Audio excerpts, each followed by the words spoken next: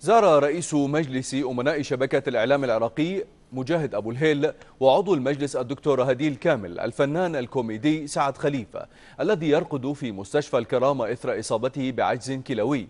وقدم أبو الهيل باقة ورد لخليفة متمنيا له الشفاء العاجل وسط جموع من زملاء الفنان ومحبيه. وطمأن أبو الهيل الوسط الفني بوجود متبرع من فاعلي الخير أعلن استعداده بتحمل جميع تكاليف علاج الفنان سعد خليفة، مضيفا أن الفنان خليفة من الذين رسموا الفرحة وصنعوا الحياة في زمن الحزن والخراب.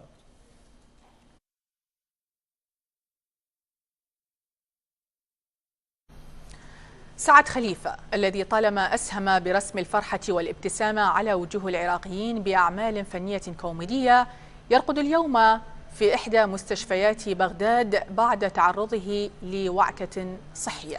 وفد من مجلس أمناء شبكة الإعلام العراقي زار الفنان سعد خليفة في المستشفى الذي يرقد فيه، وذلك للاطلاع على حالته الصحية، فيما أعرب وفد المجلس عن أمنياته بالشفاء العاجل وسط إشادة من قبل الوسط الفني بهذه المبادرة.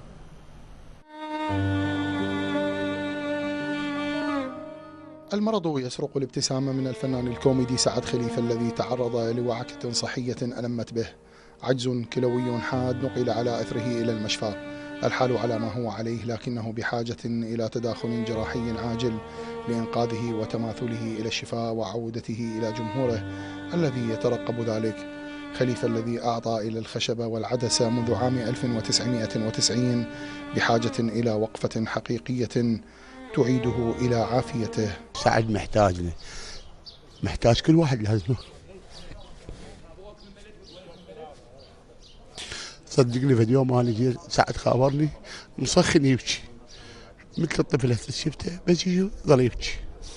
فارجو يعني من كل واحد يسمعني، احنا اخوتكم فنانين. الصور يستحق انه واحد يدير بال عليه، يستحق انه واحد يتعب له، يستحق واحد يقدم له خدمه مثل ما هو قدم عطاء لكل العراقيين. شبكة الإعلام العراقي التي تطلع بإنتاج عمل كوميدي يشترك به الفنان سعد خليفة قامت بزيارة إلى المشفى الذي يرقد فيه، الزيارة التي ضمت رئيس مجلس أمناء الشبكة مجاهد أبو الهيل وعضو مجلس الأمناء هديل كامل، حملت خالص الأمنيات لصناع الفرحة بالشفاء العاجل، وأيضا أكدت وجود عدد من المتبرعين لإجراء التداخل الجراحي. جئنا للإطمئنان على صحة الفنان الكوميدي وإن شاء الله يقوم سالما، والشبكة بكل ما تستطيع، وهناك ناس خيرين أعلنوا تبرعهم لشفائه وسواء كان داخل أو خارج العراق، وإن شاء الله سيكون قريبا على شاشة العراقية سعد خليفة متألقا في عمل كوميدي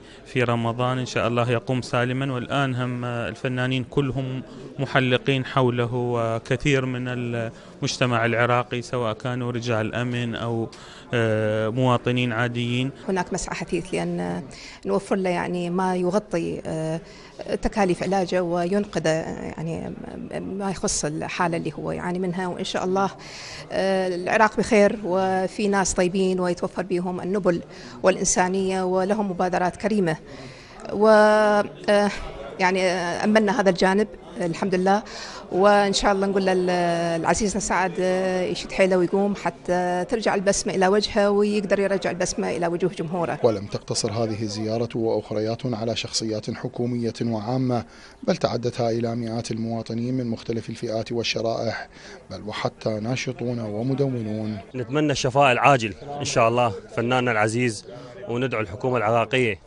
الالتفاتة الكريمة إلى الفنان سعد خليفة، نتمنى له الشفاء العاجل إن شاء الله. سعد خليفة من مواليد ديالى عام 1960 بدأ مسيرته الفنية منذ تسعينيات القرن الماضي مع مسرح الطفل عبر مسرحية السنافر، وله العشرات من المسرحيات والمسلسلات الكوميدية.